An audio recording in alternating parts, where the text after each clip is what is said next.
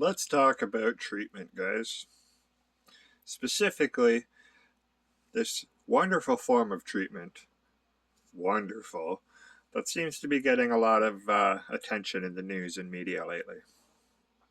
Something called involuntary treatment. This is being looked at by our government at every level as a way of dealing with the addiction and mental health crisis that we seem to have surrounding our cities lately.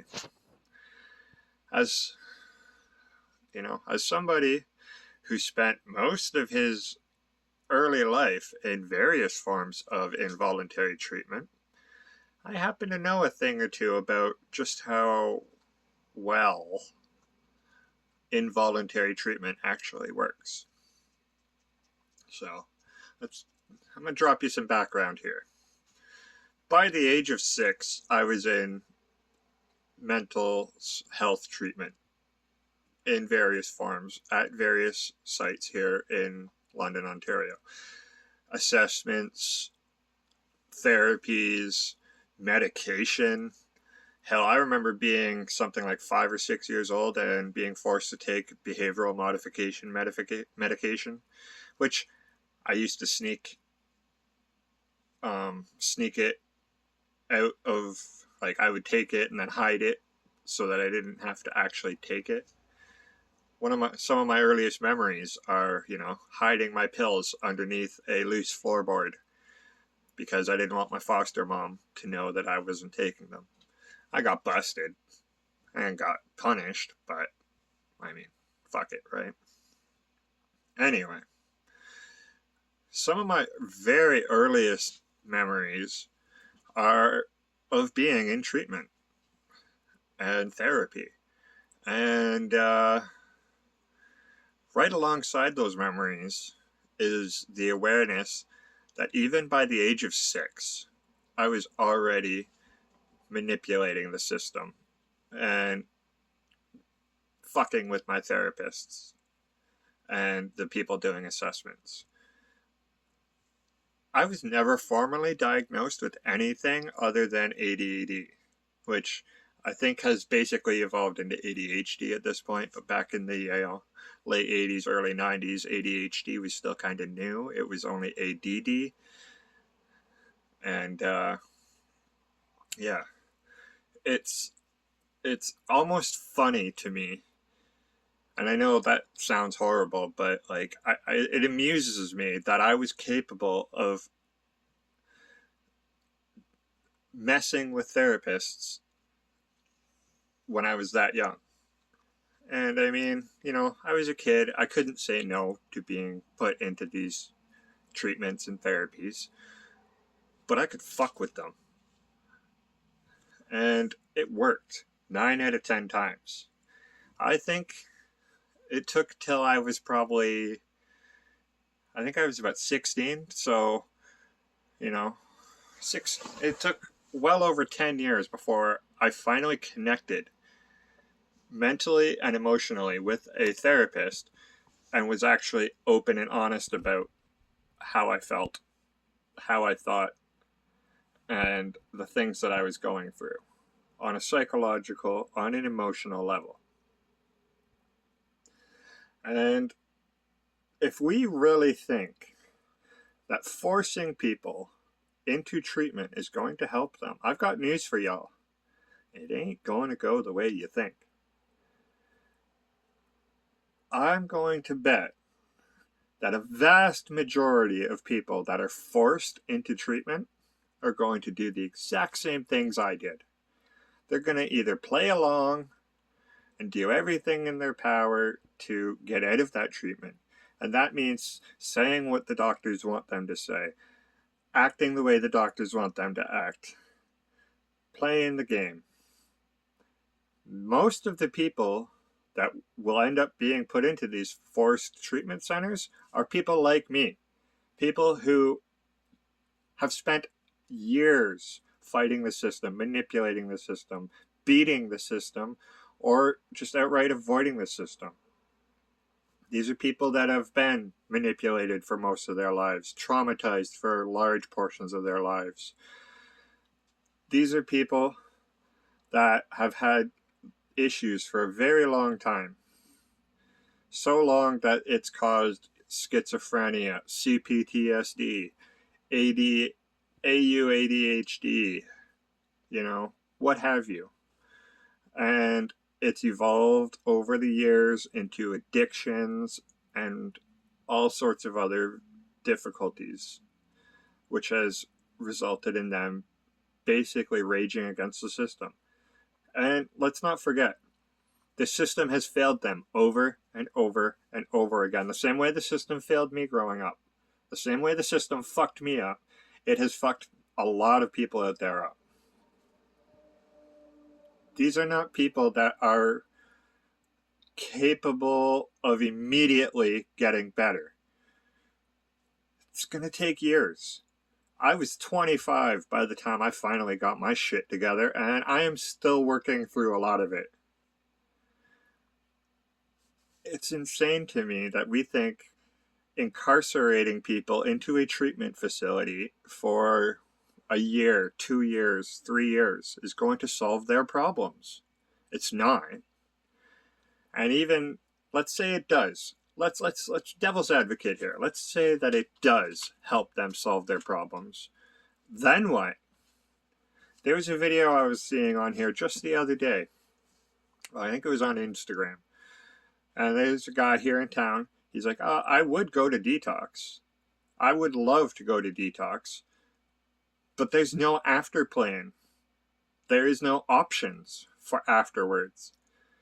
So we put people into forced treatment centers.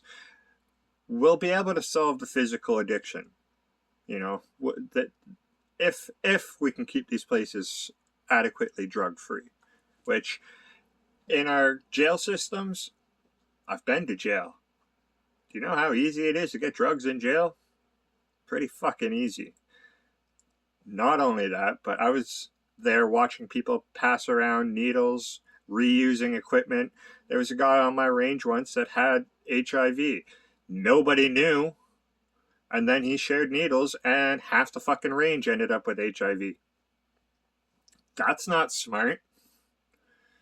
Way to go, system. You just gave 8-9 fucking people HIV because you didn't want to deal with the issue properly. You couldn't contain the problem. And this is supposed to be a secure lockup? Like, come on. Give me a fucking break. That being said, though, let's say, okay, so maybe we solve the physical addiction part. The psychological aspects of their addiction, it's going to take years. And eventually, if we put through involuntary treatment as a thing, eventually their sentence ends. You go to court, you get sentenced to 3 years in forced treatment facility. Okay, well, what happens after that 3 years? Just like the gentleman with the detox and how he said he would happily go to detox if there was an option after that. Well, guess what? There isn't. The few options that are available, there's wait lists years long. Housing, support facilities, they're not as accessible as people seem to think they are. And I don't understand why people think they're so accessible. No, there's a lot of fucking people in this world with unhealed trauma, and it's going to take a lot of facilities to help them.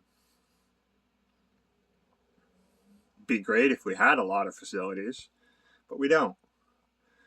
That's where things like my More Than Just a Roof program would come in handy. That's where places like Indwell and CMHA housing are actually beneficial. Problem is that they're very small scale and they're very limited. I would love to see people get the help that they need.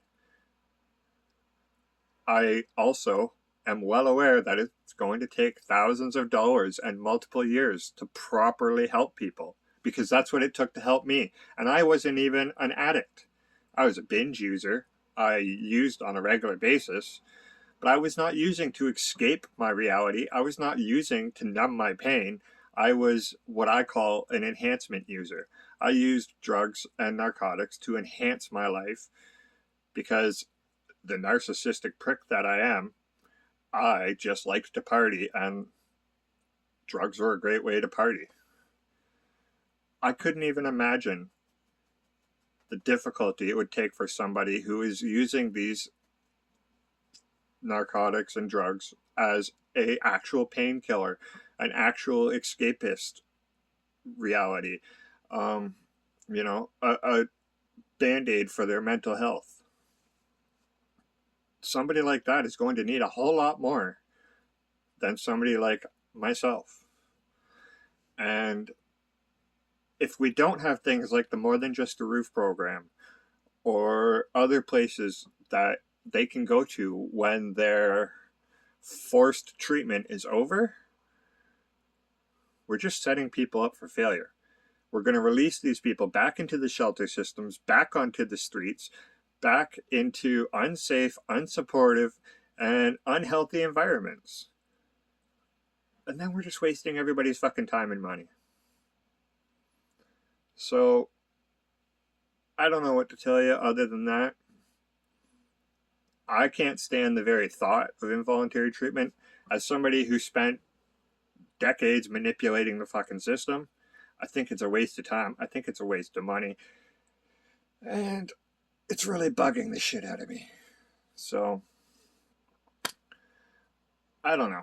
I really hope to God that I can get the More Than Just the Roof program up and running. I'm ready to build. I've started building. I've got the floors all set up and ready to go. I just need to build walls and a roof. I need to find land where we can put these huts, because if we want to help people, we need to give them long-term support, and that means giving them a place to go when they are ready.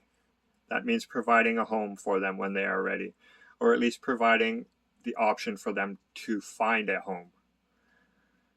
And yeah, I don't know, this video is getting kind of long, so I don't really know what else to say. I'm just kind of raging at this point.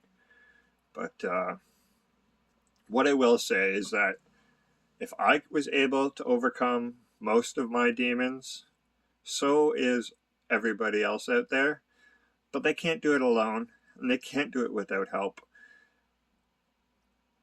But we can't force that upon anybody and expect long-term success. I'm telling you right now, it's not going to happen. I'm not an idiot. I'm well aware that we're probably going to try, because we're a stupid species. But maybe, just maybe, there's enough people out there that have made it this far into the video and is willing to say, hey, I want to help these people succeed. And if that's the case, get in touch with me. Donate to Indwell. Donate to CMHA. For the love of God, donate to the More Than Just a Roof program, so we can get land, so we can get huts, so we can get sober, safe spaces up and running before we start forcing these people into treatment and then throwing them out to the wind and wasting all that time and money. Because what's the fucking point if we're just going to waste everybody's time and money? Yeah. So, anyway, that's all I got to say about that. Whether or not this video changes the way you look at things, I don't know. I hope it does. If not, well, I tried. Have a good weekend, y'all. Stay groovy. I'll talk to you later.